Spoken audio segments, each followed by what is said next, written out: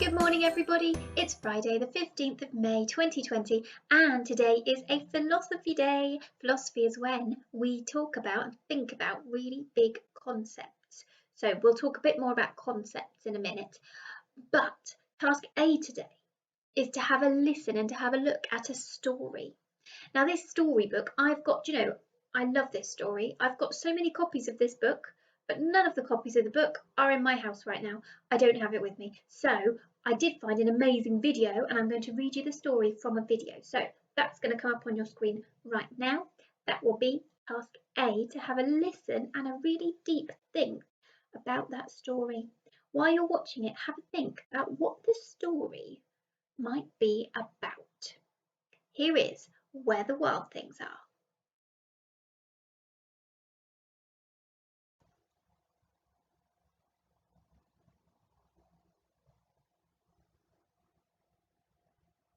The night Max wore his wolf suit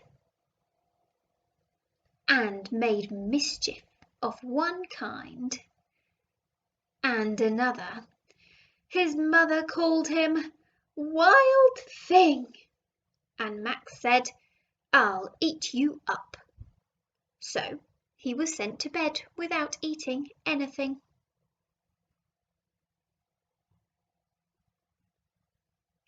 That very night in Max's room, a forest grew and grew and grew until his ceiling hung with vines and the walls became the world all around.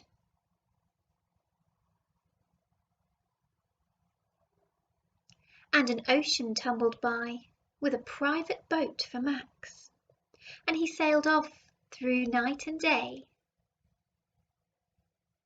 and in and out of weeks and almost over a year to where the wild things are.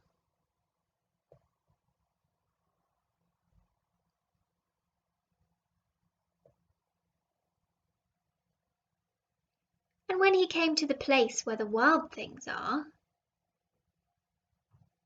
they roared their terrible roars and gnashed their terrible teeth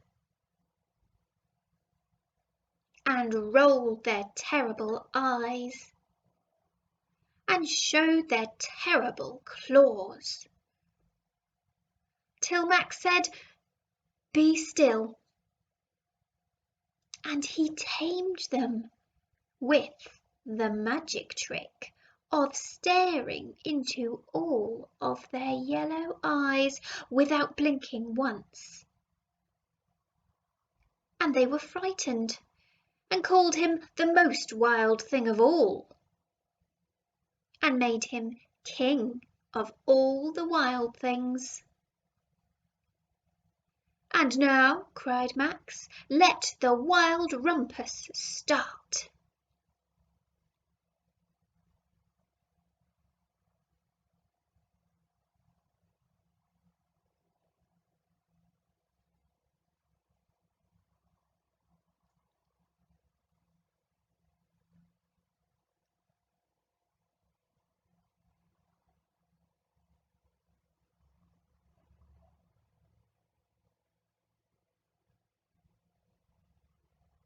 "Now stop," Max said.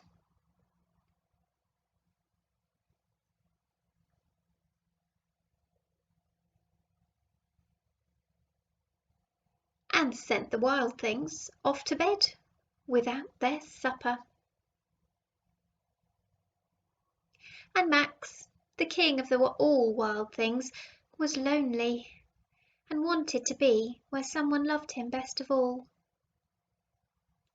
Then all around, from far away across the world, he smelled good things to eat. So he gave up being king of where the wild things are. But the wild things cried, "Oh, please don't go. We'll eat you up, we love you so."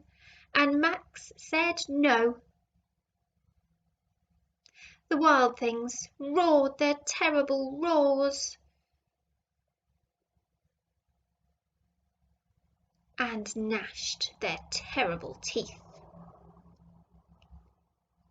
and rolled their terrible eyes and showed their terrible claws.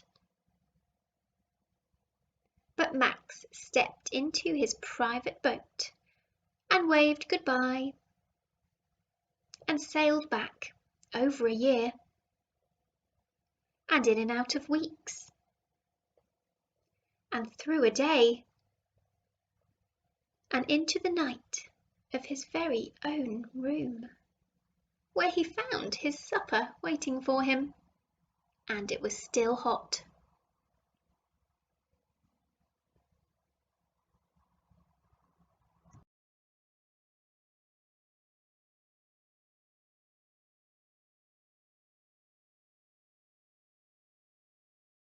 Such a great story, isn't it? I love that one.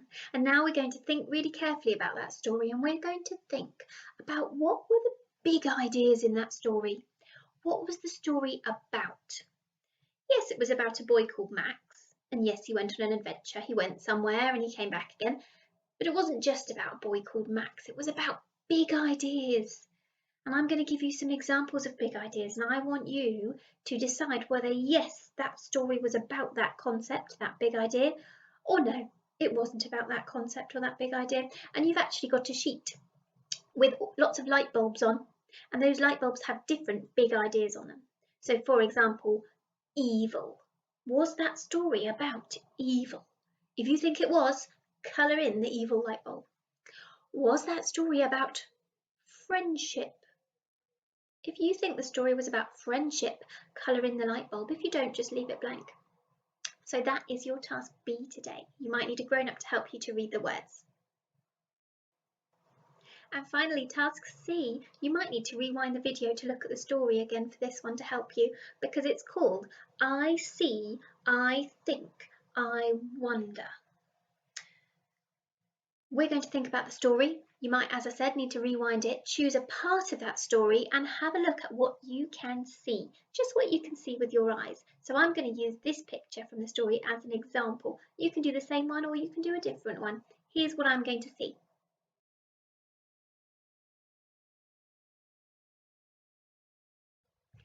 Okay, so that's my picture of Max, and he's in his bedroom right at the beginning of the story when the forest is growing out of the floor and the walls, and his whole bedroom's turned into a forest. So I can see Max's bedroom turning into a forest. And that makes me think, which is our next job. So I see Max's bedroom turn into a forest. I think it takes a lot longer than that to grow a real forest. So I wonder if it's real. I wonder if the forest is real, or if it's in someone's imagination, or if maybe it's a dream. That's what that picture makes me see, think and wonder. You can do a similar picture, or you can choose a different part of the story to see what you can see, what it makes you think, and then what it makes you wonder. It might make you wonder a question. Remember, if you're writing down year ones and if you're writing questions, you need a question mark at the end. Okay, so that's your job for today. I hope you really enjoyed the story, and I hope you really enjoyed thinking about the concepts, thinking about it deeply. If you want to, you could draw what you can see, what you can think and what you wonder as well. You don't have to write it. So you could draw, you could talk, or you could write. Okay, that's it from me today. I hope you enjoyed philosophy, and I will see you on Monday after the weekend for another daily learning challenge. Bye! Stop, Mrs. Keating, stop, you've forgotten something. I've forgotten something really important now. It's not today, the special day, it's actually tomorrow. There's a very special day that we cannot forget. Tomorrow is Ayla's birthday, and she is a very grown-up lady, so I think we're going to need to do a birthday boogie just for Ayla. Are you ready? Happy birthday to you. Happy birthday to you. Happy birthday, happy birthday, happy birthday to you. Happy birthday. have a wonderful, wonderful day. And now it is really time for me to say goodbye, so I'll see you on Monday. Bye bye.